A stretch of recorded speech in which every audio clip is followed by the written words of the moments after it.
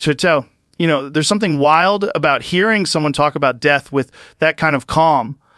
Like, most people avoid it, right? We joke about it. We distract ourselves. We make light of it because deep down we're terrified of what comes next. But then sometimes you come across someone who talks about it like it's not the end, like it's just another step, another room you walk into. And that hits different. It's like he wasn't scared of dying, man. He was done being scared. He sounded like someone who had already seen both sides of life, the chaos, the struggle, the faith, and finally made peace with it. You could tell he didn't see death as punishment or tragedy. He saw it as this natural transition, like nature taking a breath in and out.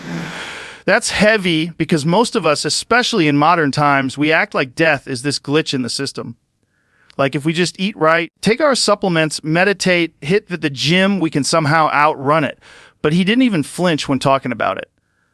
That kind of peace, it's almost unnerving. It's like watching a man walk straight into the storm, not because he's brave, but because he knows the storm is part of the path. Ta-da! And maybe that's the difference between people who live with faith and those who don't.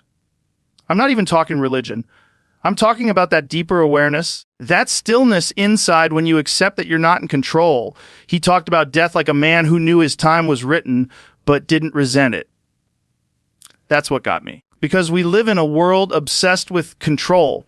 Control your body, your image, your destiny, your algorithm. But at the end of the day, we can't even control when we take our last breath. And this guy, he just accepted that. No panic. No, why me? Just calm. Ta-da, it almost makes you think, maybe peace isn't something you find in meditation retreats or self-help books. Maybe peace is when you stop running from what's inevitable. Maybe that's the real freedom. This guy talked about death like someone who had finally stopped pretending he was immortal. And in that surrender, there was something powerful, something that felt more alive than all the noise we fill our lives with. Tadeo, you ever notice how the people who are closest to death sometimes sound the most alive? It's strange, right? You'd think they'd be the ones afraid, grasping onto every second, but it's the opposite. There's this clarity that kicks in when you stop running from the inevitable. Like all the fake stuff, the pride, the ego, the distractions, it just burns away. That's what it felt like with him. When he talked about death, it wasn't from fear. It was from understanding. He didn't see death as something being taken from him. He saw it as something being returned. Like he came from somewhere, he lived his purpose, and now he was just heading home. Ta-da! And man, that mindset, it's rare. Most of us don't live like that. We cling. We try to extend the moment, hold on to things, people. Status? Because we think those things are who we are. But this guy, it's like he detached from all of that. He saw himself not as the body, not even as the name, but as something passing through this world for a reason. You could hear it in his tone, that slow, grounded kind of calm, like a man who had seen through the illusion. Ta-da, he said something like, when you know where you're going, you stop being afraid of the journey. And that's so simple, but it's everything. Because fear comes from not knowing. We don't fear death itself. We fear not knowing what it means. And that's why his peace hit so deep. He wasn't pretending to be fearless. He just knew. You could tell he had thought about it, prayed about it, lived through enough pain and reflection to accept it completely. That kind of peace isn't taught. It's earned. Ta-ta, and maybe that's why it shocks people when someone like him talks that way. Because our culture, especially now, it's built around the idea that death is failure. We hide it, we sanitize it, we avoid it like a taboo. But he treated it like truth, raw and unavoidable. That's the thing about truth. It doesn't care if you're ready. It comes anyway. And he just stood there in front of it, unshaken. Tejo, you know what that reminded me of? It's like watching a fighter who's trained his whole life for one moment. There's no panic when the bell rings, because he's already faced fear 1,000 times in the gym. This man faced death the same way, not with denial, but with discipline. Like he had been preparing for it all along, through every prayer, every hardship, every quiet night alone with his thoughts. And when it finally came, he didn't fight it. He welcomed it. So what really gets me is how calm truth sounds when it comes from someone who's already accepted it. There's no drama, no performance, no trying to convince you. It just lands. You feel it. And that's what it was like when he spoke about death. You could sense it wasn't theory. It was something he had lived with. Like he'd stared at it long enough that it stopped being this terrifying mystery and just became part of the design. That's powerful, man. Most of us never get there. So he talked about life like it was a test of awareness, not success, not fame, not winning, just awareness.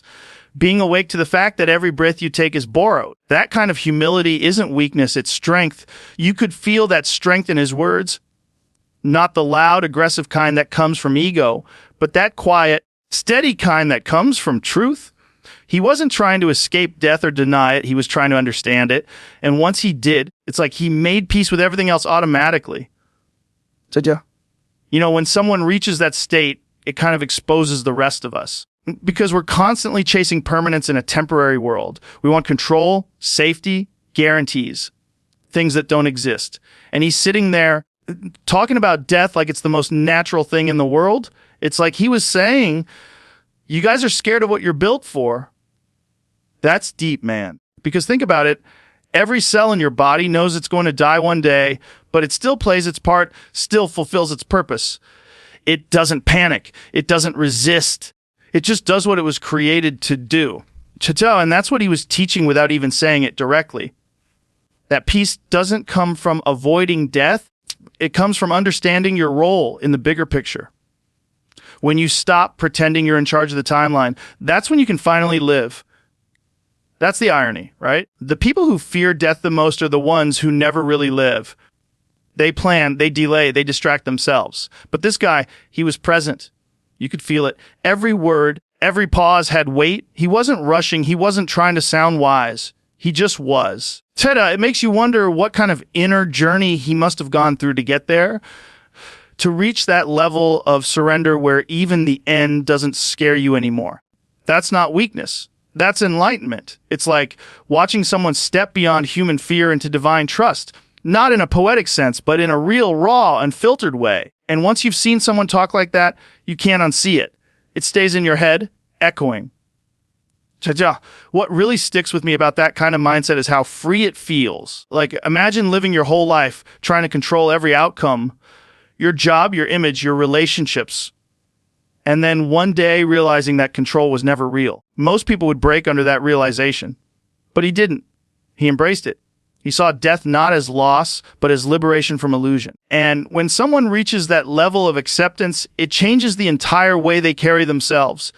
You could see it. He didn't talk with anxiety in his voice, didn't rush to prove anything. It was like his ego had finally gone quiet, and what was left was just clarity. That's something we don't talk about enough, how peace comes when you stop arguing with reality. Most of our pain isn't from life itself, it's from the resistance. We want permanence where there's change. We want guarantees where there's chance. We want control in a world built on surrender. And this man, he had stopped resisting. He had accepted that he was just passing through, and that realization gave him more peace than a lifetime of chasing success ever could. When he described death, he didn't sound like an ending. It sounded like coming home. And that messes with you because we've all been conditioned to fear that moment. We've built entire industries around avoiding it: medicine, beauty, technology, legacy. But maybe death isn't the enemy. Maybe it's the moment when you finally understand what life was trying to show you all along. He spoke like someone who had already crossed that threshold in his heart long before his body followed.